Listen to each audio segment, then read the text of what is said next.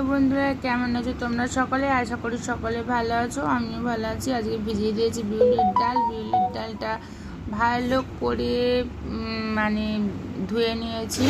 এবার বিউলির ডালটা পেস্ট করে নিচ্ছি। বিউলির ডালটা পেস্ট করে একটা বাটিতে ঢেলে নিচ্ছি।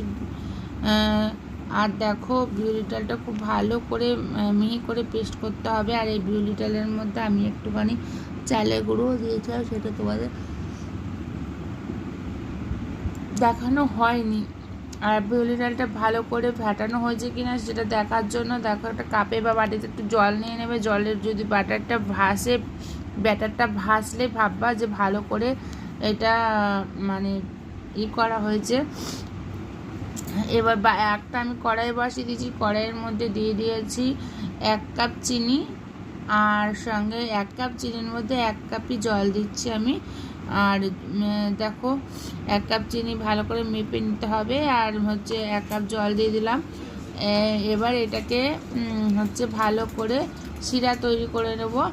আর চলো শিরাটা আগে বানিয়ে নিই। আর সত্যি কথা বলতে, আমি আজকে বানাচ্ছি বিউলির ডালের আমিত্তি আর মালপোয়া। আর আমি এই মানে শিরাটার মধ্যে কয়েকটা এলাচ দিয়ে দিলাম। তোমরা দেখতে পেলে এলাচটা দিয়ে দিলাম। এলাচটা দিলে ভালো সেন্ট হবে। আর এই শিরাটা আমার তৈরি হয়ে গেছে। তৈরিটা তোমরা দেখবে হাতের চ্যাপ চ্যাপ করছে কিনা। একটু চ্যাট করলে তাহলে ভাববা হয়ে গেছে। শিরাটা পাশে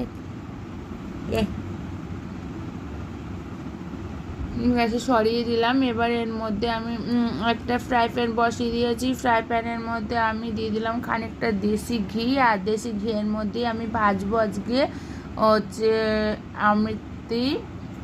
আমিত্তি বলো, জিলিপি বলো, যাই হোক। আর এই দেখো, আমি সুন্দর করে আমিত্তিগুলো তৈরি করছি।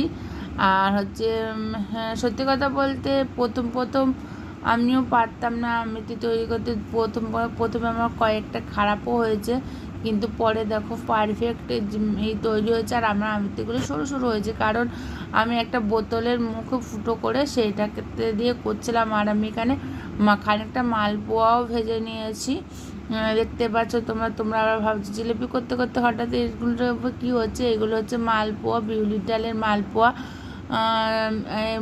এ দেখো, আমার আমিত্তিগুলো কত সুন্দর হয়েছে, কিন্তু একটু সরু সরু হয়েছে। আর দেখতে পাচ্ছ কত সুন্দর করে আমি প্লেটে সাজাচ্ছি।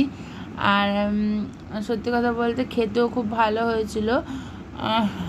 হ্যালো বন্ধুরা, আজকে দেখো আমি কী সব বানিয়ে ফেলেছি, কত কিছু বানিয়ে ফেলেছি। দেখো, এখানে বানিয়েছি জিলাপি, তারপরে বানিয়েছি বোঁদে, এখানে বানিয়েছি মালপোয়া। এগুলো বানিয়ে মালপোয়া তারপরে জিলিপি বানিয়ে নিয়ে গেলাম দিদির বাড়িতে। দিদিকে দিলাম, দিদি এগুলো খেয়ে বললো খুব ভালো হয়েছে খেতে। এগুলো আমি সব বসে বসে পরে খাবো। আর আমার ভিডিওটা যদি তোমাদের ভালো লেগে থাকে তো অবশ্যই এটা লাইক করতে ভুলবে না বন্ধুরা। টাটা।